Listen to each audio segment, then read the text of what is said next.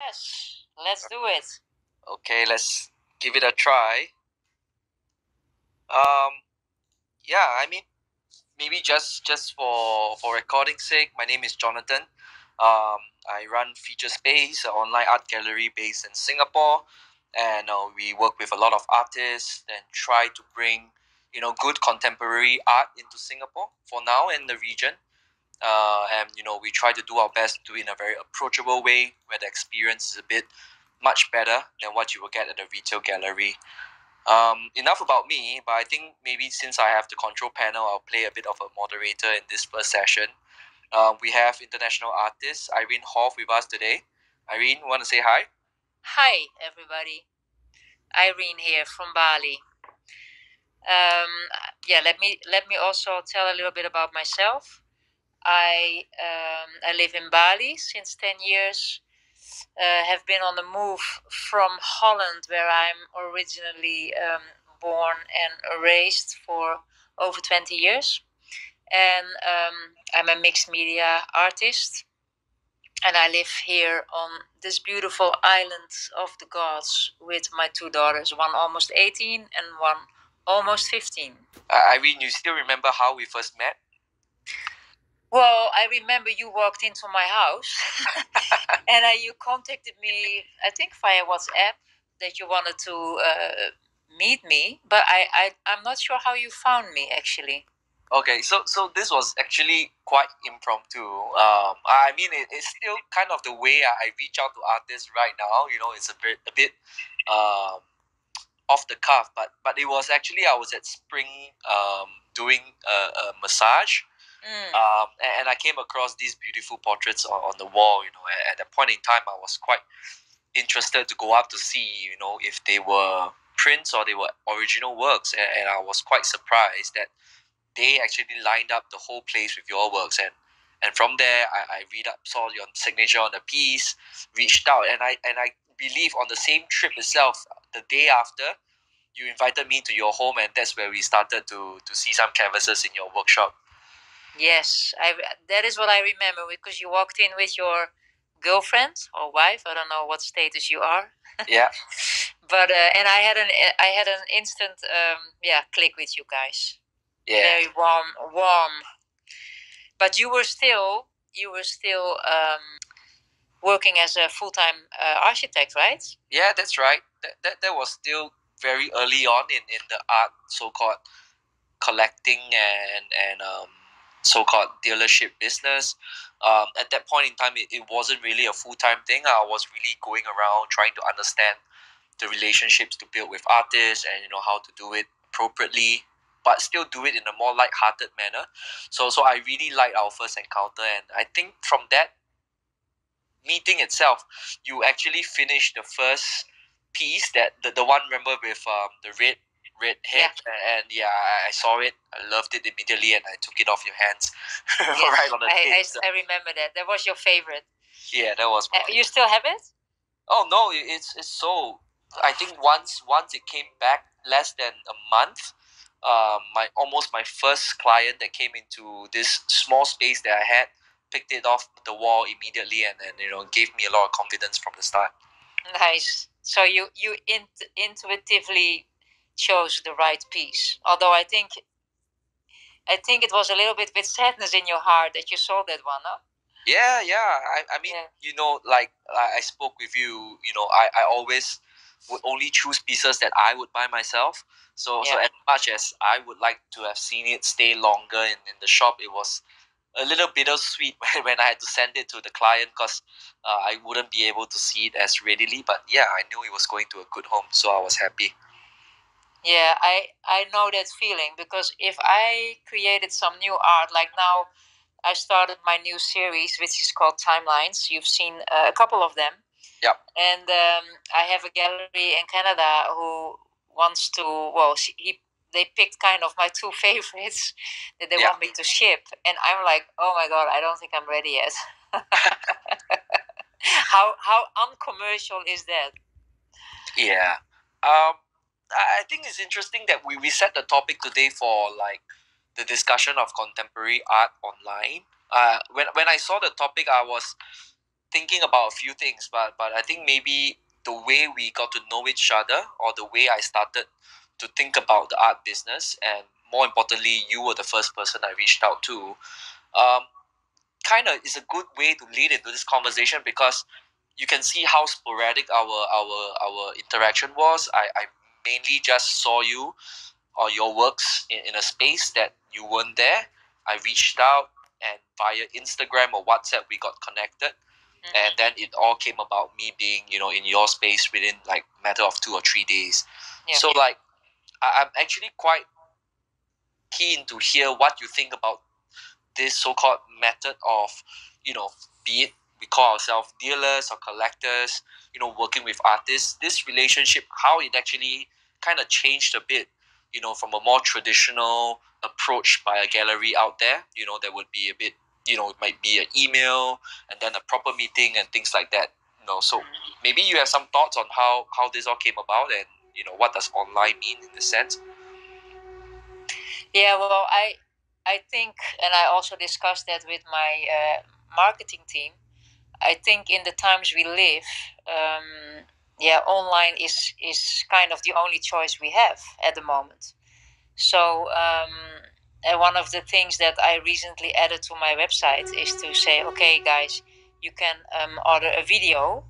So we added the WhatsApp, my WhatsApp number, and people can request a video of a certain piece that they're interested in. And I must say, people buy online without having seen the actual piece.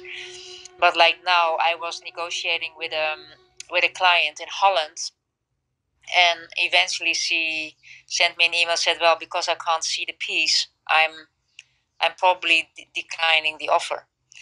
And I get that, if you really have it's quite an investment for people, and you do not get to see the real deal. It's quite a thing. But on the other hand, I think it's trending more and more. And you can see with online platforms as well that they often have offered the return for free shipment, like 7 days return, something like that, so people get to see it in their own space. But to me, those are a lot of extra costs. But I think, I'm very comfortable with the online thing. Yeah, I tend to agree with you, because I've also started to notice that, clients just request for photos, and, they can make a decision quite swiftly based on seeing some good photos of Instagram, or, sending them through WhatsApp. So that's on the client side, but I also have noticed some clients who, who were undecided when they saw the photos on the live social media, but when they come to a space with the right lighting, with the right setting, they really get to see some pieces in more detail, and that's when they get bought over by it. The presence of it is something that you really can't take away from seeing it in person, you think? Absolutely. Yeah. Well, I always what the feedback on my art is that it really comes with a presence and an energy, and I think that's very difficult to boost that through online, whatever tools we have available. But I think I'm also one of the fewer artists who loves to write a little story behind each art piece, and I think that also sets the tone of what I hope the piece will do for a person in their in their home. So I think that that sometimes helps and stimulates people as well. Yeah, I agree. But I also feel that it's good that, because I think you were probably a bit familiar that I started out predominantly being online, and started with a much smaller space, and now in a larger space to be able to have more walls to hang the works. When people do walk in, and they get convinced to get that first piece, in seeing it in person, it actually becomes easier to deal on the second and the third one, because they understand what the experience is already. Then subsequently it becomes a bit more easy, I would say, or it becomes a bit. Do you mean once they bought a piece, or once they've seen it, they know how to visualize another piece of that artist? Both ways. I think most of the clients that walk into the space now, the first reaction is like, especially when they see your pieces, is they weren't expecting the intricacy of the level of detail that they see. So once they move up close, they really like it more. And I've seen more often than not that they decided to buy the piece on the spot.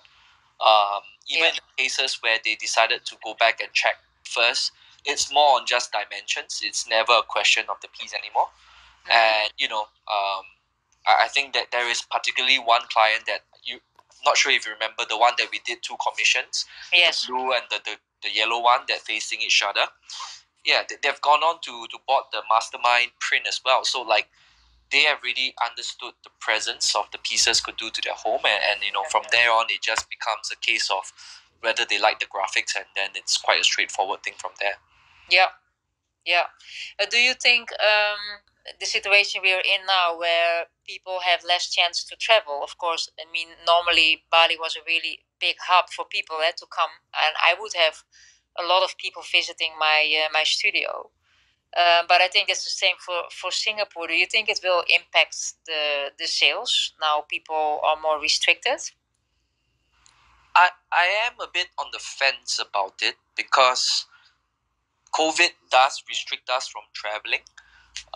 So traditionally, when you go to Bali, you have the experiences of the food, the travel, seeing some art. But I think with the lockdown, it actually puts a bit more onus on people like myself to be able to bring the right relationships or the right art pieces into Singapore, and then allows the people who are interested to buy to kind of go through us a bit more diligently. So in some ways, the lockdown actually, I noticed, gives people a bit more freedom, and they want to dress up their home a bit better. They can't travel, they can't go out and experience stuff. So buying the art has become an experience, and playing that up rightfully in Singapore, I think could be good for art scene, and like for galleries like myself and artists like yourself. Yeah. And are there currently any, I don't know if you have investigated, like we used to have the affordable art fair, which would be at a physical location in Singapore. Have they changed that to online art shows? I think in England they are doing that. I think I'm part of that with one of the galleries. But do you know what they are doing about this situation? They're still reserving that slot, I think sometime in October or November, to hopefully still have the physical show. Okay. But I've seen certain cases like Art Moments or Art Jakarta, where they converted most of this into an online exhibition, which I feel defeats the purpose of having an art show in the first place, because it's about going there and seeing the pieces, right? Yeah. But I'm not sure. This could be something that we have to figure out, especially we're talking about online, and how we are able to translate some of these so-called images into actual art sales. Yeah, I agree with that. It's quite a challenge. Yeah.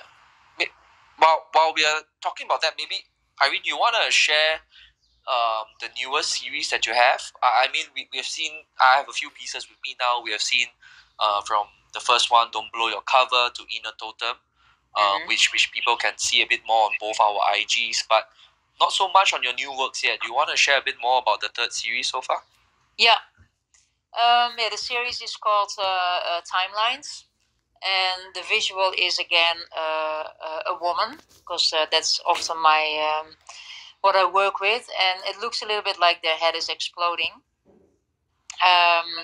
It has all kinds of little pieces and animals and patterns, and it goes a bit crazy, I think. And there in each face there is also a frame, a kind of to me it's a kind of a background of a passport that you use for a passport. So people kind of stepped out of it, and the frame is still floating, half covering their face. So it's a bit difficult to explain. And timelines. to me, but of course everybody can have their own interpretation, is that to me everything is now. All timelines exist simultaneously, and you can choose what timeline you want to be in. And it's all about focusing, feeling, attracting the energy that resonates with where you want to be. And we often, as human beings, say, "Oh, I don't want to be this," or "I want to earn more money." A timeline is where you focus on that future person that you are right now.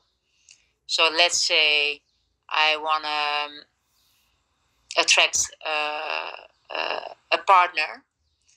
Then I visualize myself in the future where that partner is already there, and I'm connecting with that energy. I'm focusing on how I would feel if that partner would be with me, and I kind of pretend and act that that's already happening. And that's called the law of attraction. So you resonate with your future self, pulling it into your current reality. And yeah, that is something that if people get the trick, I think everybody's life can be really improving. And a lot of people are focusing on the lack of what's missing in their life. And as soon as you get a negative thought about it, you have to become aware of it and change it to that what you would like to attract. So that is a little bit behind the timelines idea. And if you look at the visual, there's a lot of thoughts and energies happening in the head of that person portraying, and you choose what it is you want to let go, and you choose what it is that could stay, and you choose what it is that you want to attract. Yeah, I think it's interesting because they all carry a similar theme as I look across the different series, but there are very different meanings behind each one. Yeah. And I mean, just the first time I saw the new timelines pieces, I'm like, oh, finally we see some eyes in the figures, because you have always been known for covering eyes of the ladies. Yeah. Was there something that in particularly you decided that, hey, this is what I want to be different about this series, or do you just let it come naturally when you go onto the canvas when you start? Well, for sure, the face is more clear in timelines. I think it's kind of resembling where I am in life, really. Yeah. Yeah, I agree with that. Do you think that will translate into some of your prints as well? Because I think some people would like to know, I think everyone is familiar, you do original works, but then you have edition prints. Yes. Would that be translated into print as well? Yes. Yeah, I'm a bit behind with my intentions to do that, but yeah, sure, I will. I think they are a great design for print. Yeah. What do you think? Yeah, I think they can be larger in size. They would probably be part of the 60 by 60 ones at least. Yeah. Yeah. Give it a bit more presence. And yes. I won't be surprised. This could be where, just to show the frame a bit more, you could even push the boundaries of the size on this one. In print? Yeah, in print. Yeah, I just have to see what's possible on this beautiful island. We are a bit restricted, but we might even explore in Singapore. I agree. Yeah, it would be really, because there's so many detail in it. Yeah. And there's even some of them, like I also do these little wisdom cards where I combine words with elements of my art. Yeah. And some of them are even are also integrated in the original piece. So I just took a card of one of my prints and put it in. So and I think another thing for this concept, which is something we could explore as well, is to do commissions. So people can also put in, let's say, a little note, a love note from their partner, or a little drawing of their child, or maybe a ticket of a concert that they really loved and they want to have a permanent memory of. So it's a really nice product to co-create with the client. Yeah, actually, funny enough, this conversation actually happened with one of my clients who came in yesterday. Uh, um, he looked across everything, he liked it, and then he has a new wall that he wants to fill. But he was trying to ask me how he's able to incorporate photos of his family, into the artwork itself. Yeah. So you see, it's funny enough you brought that up, because I told him two things. One is, you first got to find the right pictures. Secondly, you got to find the right artist to be able to incorporate it nicely into his or her theme of the artwork. But I like the idea about having part of the owners or collectors' life in some form of memorabilia into the artwork, because I'm not sure how you see it, but for me, I do see every painting that I buy as a moment in time, or like a tattoo per se, but not on my skin, is on the canvas. Nice. When I see a piece, I don't just see for what it is. I remember the times that leading up to that purchase, or the moment that I shared it with. So I find it quite interesting how this come about in this conversation about the concert ticket or photo, or it could be like a fabric from an old blanket, or something that could go quite nicely onto the canvas. It could be quite absolutely. And as you for this particular job, I will create then a digital design first, which looks already quite real, and they can co-create with me. So if they want to have a photo smaller or bigger or other kind of colors in it, it's all possible. I can still change it, and then after that, I paint it. And I as you know, I love to collaborate with people. I love to connect with them, connect with their energy, and it could be a really lifetime memory. Something like this. And like you say, I so agree with that. If they are part of it, part of the creation, part of the conversation, it sticks around even stronger. Yeah, I agree.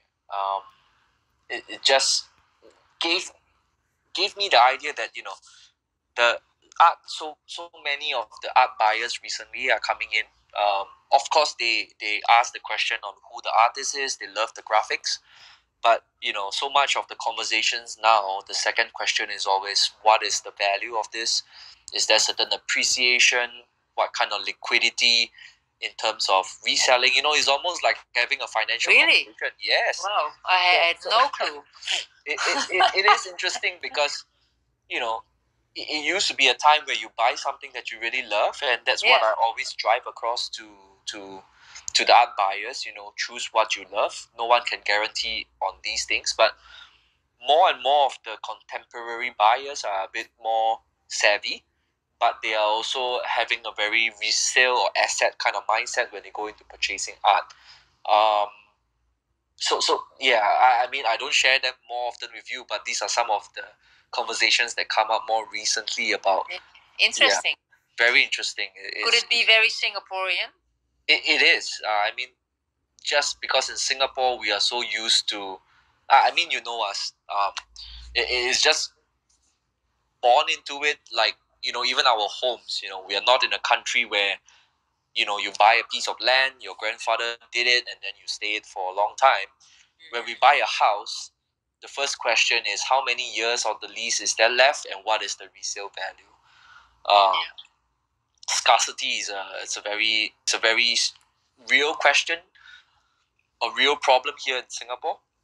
So I think it extends itself beyond just the primary ideas of home, of watches, of cars, and then now is slowly drifting into art, where people are pouring a significant sum of money into it. Yeah. But yeah, what do you tell them? I mean, it's quite a difficult question, to answer. Except that I think you are very good in picking the right artists, because I think you're very I think you're very close to your heart when it comes to that, and very loyal to yourself, and by the way to artists as well. Yeah. So yeah, it's also, I think, just a gut. Yeah, I think, well, that's how I operate mostly. It's just a gut feeling, you know. Yeah, I agree with you. It's like I'm a logical person that takes the decision making to logic for like the first 90%, but the last 10% is always a gut feeling, like you said. You know, you either have a good connection with the artist, or you have a feel that this is something that I myself would buy and collect, and you know that really makes it easier for me to stand behind the pieces that I'm trying to share. It's a bit different, right? When you are trying to sell as a salesperson, or you're just trying to also sell, but predominantly try to share the pieces and put them in good homes in Singapore. I think that is really maybe why it's a bit easier for me to come up with the right answer when I face those. But yeah, I always tell them, no matter how the conversations go, buy what you love. You know, this is something that you have to interact with on a daily basis. You know, it's a piece that you have to explain to people to come to your home. You got to at least, you got to love it. You can't think of it as a stock that you buy or something that you chuck in the back of the room. You know? It doesn't work that way. And if you don't love what you see, then you should think about buying something else. Yeah, but I think there are two types of buyers, as there are two types of salespeople. I mean, there's also people that are art collectors, and they indeed will make an analysis, and based on that, they might. Like, I also work with a lady in Jakarta, and I mean, of course, she likes me, but it's not about she liking the art. It's about moving the art from one place to another, and that's a different incentive. Also, as a buyer, right? If you are an art collector, you just buy it based on like how you do it on a stock market. You just hope it will go up eventually, and you'll sell it again. Yeah, I think that's why maybe we both feel a bit too deeply when a good piece leave us. Yeah, well, that's why we are, I think, a good match. Yeah, but in the end, I think we are both commercial as well. Yeah, I think it is still an art business, so we need to take care of both aspects. But I think, like, maybe just to share, one of the characteristics that I really admire about you is the level of detail you do it, but you don't get too invested in a piece over a too long period of time. There is always a good sequence and continuity to the amount of work that you produce, so that it is they I always say that you take so much pride in your work, but you're not too precious with it. So there are some artists that would not be considering like doing a new piece, to face it this way and work with the clients on the colors, the dimensions. But I think that's something that I find very easy to work with you, and definitely makes it easier on my part to pass your art to more buyers here in Singapore. Yeah, that's correct. I don't have a big ego in it, so to say. But I think even with an input of a client, when you do a commission, sometimes you really create a piece that's even better than without the input. So yeah, and in the end, they need to. Of course, it carries my name, and I still protect my legacy. I think it's always still within the boundaries of how I would create it. But that is what one of the things I really like is interior, and I love to work with interiors as well. To just make a commission piece, check the room, see the colors, and create something beautiful with the input of the client. I think for me that's really an extra dimension of being me and what I do. Yeah. Maybe just moving to a related topic. I want to discuss a bit because I was asked this question recently, to give my opinions about prints. Like, I feel the position or the name that prints get in the art world is so misleading. They are thought of in a more negative light because they are not original. So maybe before I give my perspective, maybe as an artist, maybe you could share what are your thoughts generally on prints, and how do you think that the market or the art community has accepted it or not? Yeah, what I like about prints is that it is more affordable to a bigger group of people. I think we as artists put a lot of effort and time in to create something, and there's just one original, and that's what it is. And but it's a shame. Like I said, I make pieces with a certain energy behind it, and it doesn't matter whether the energy is in an original or whether the energy is in words or whether the energy is in a piece of paper. The energy travels with it because I create it.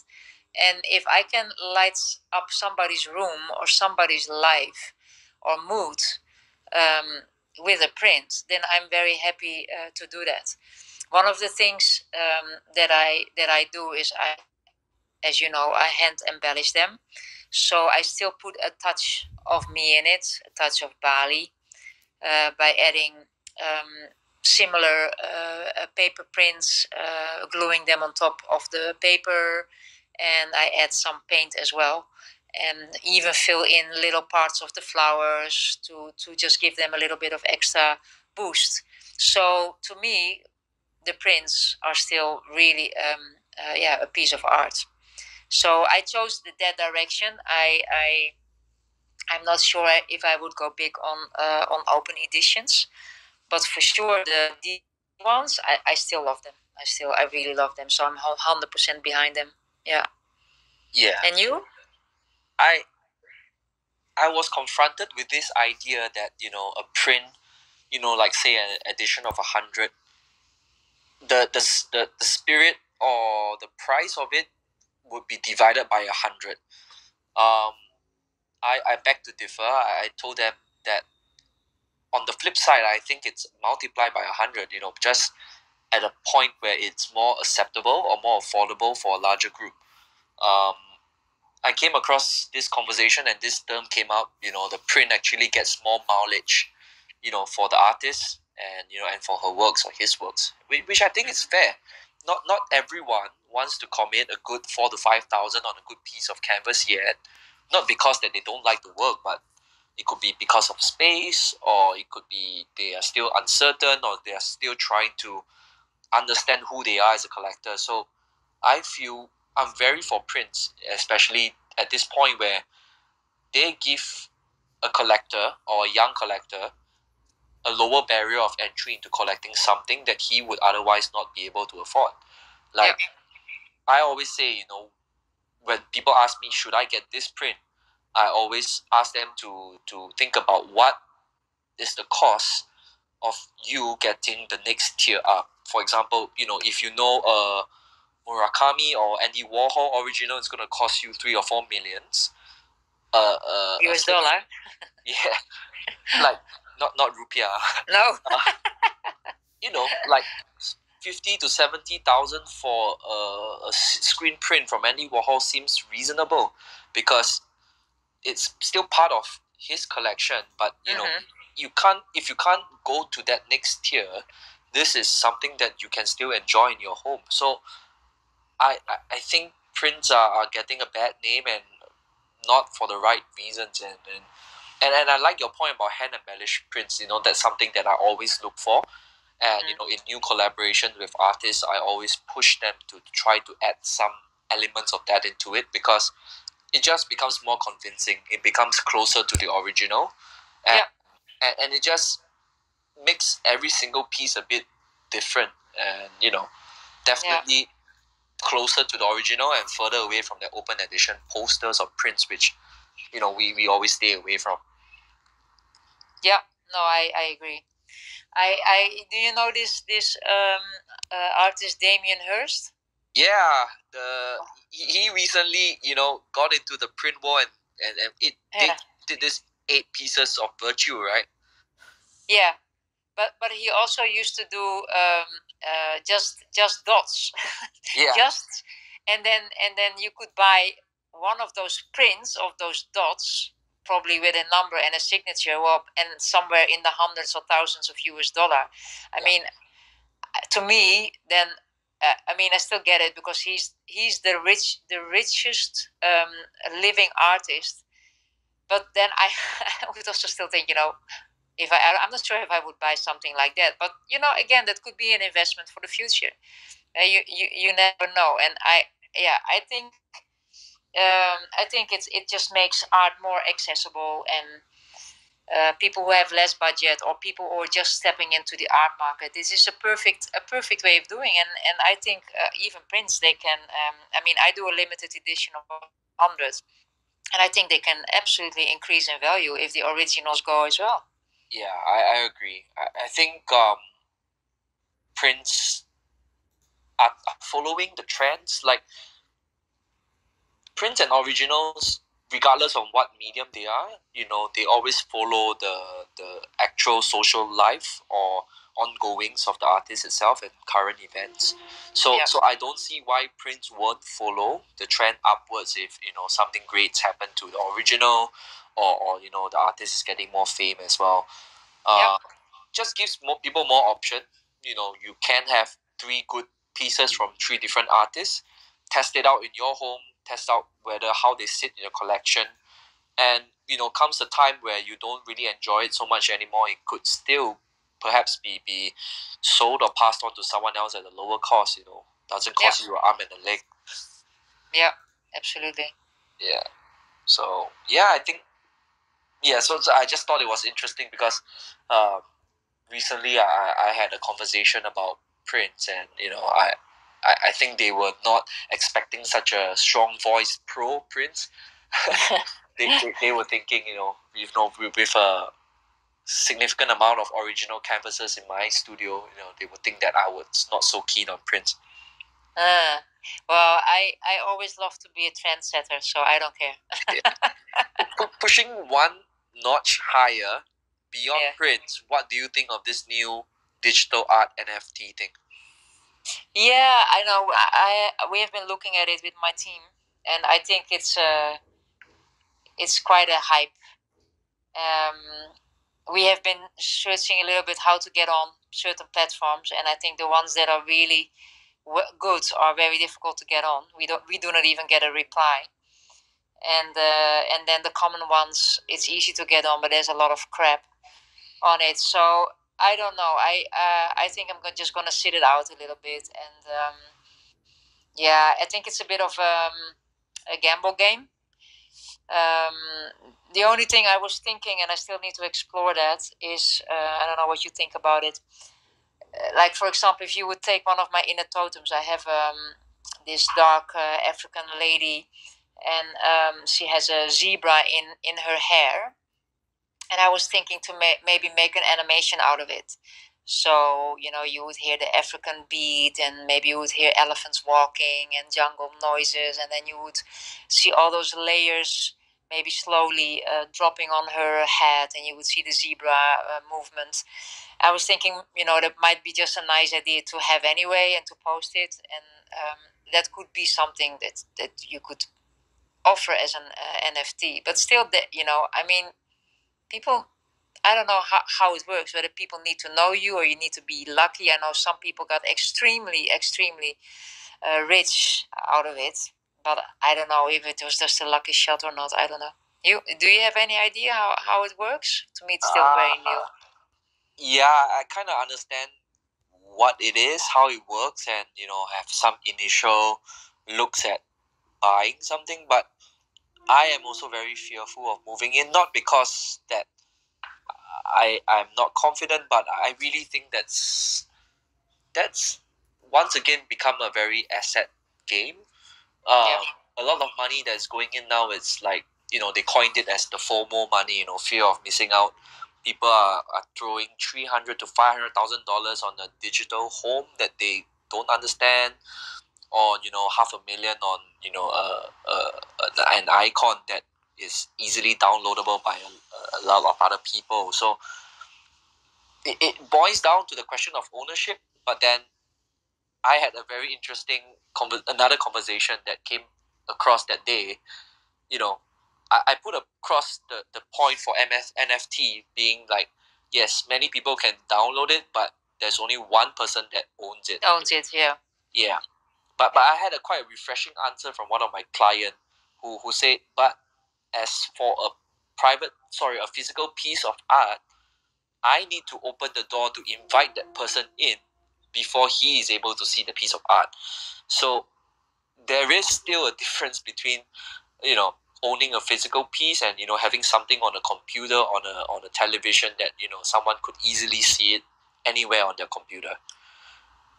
Yeah. Yeah. So I'm still mixed about it. I'm not going in personally, but I like your point that one clear upside about having the NFT is if it comes accompanied as an additional item when you purchase the original canvas, and then it adds another dimension to it. Be it like one of your inner totem pieces, the leaves could move.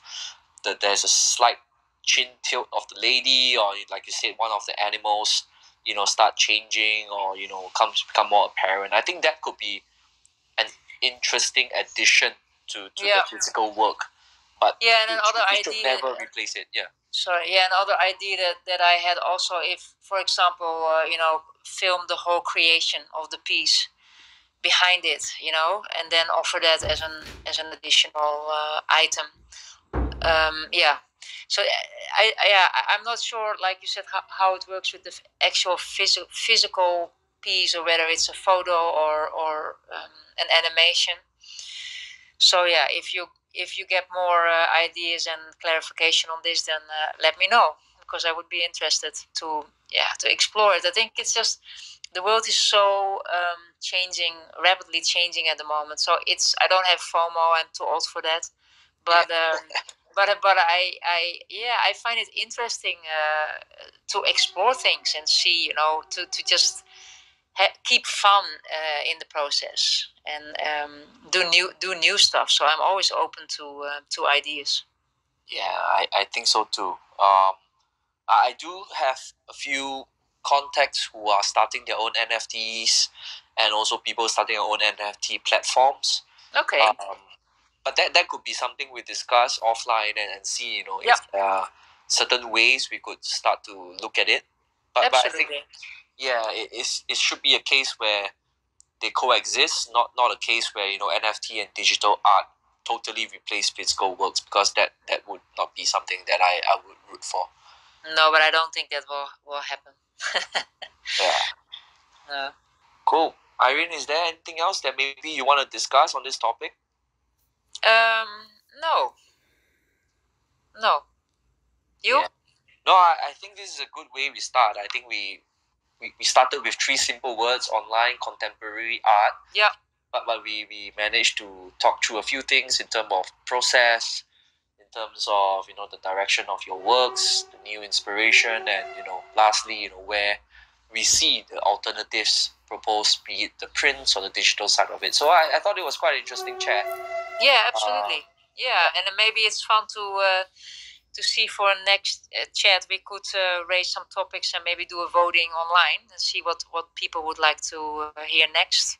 Yeah, I think what would be quite cool is in some sense, if this conversations gets out there, if people listen to what we had to say and they post questions or answers to on our Instagram, that could be something that we revisit in maybe a month or 2 months time, and we, if we have some answers or replies to what the crowd has to say.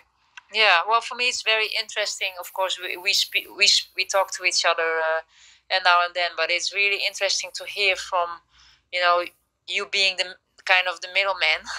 What clients are looking for and what the questions are that they are asking. So it's been very helpful for me as well.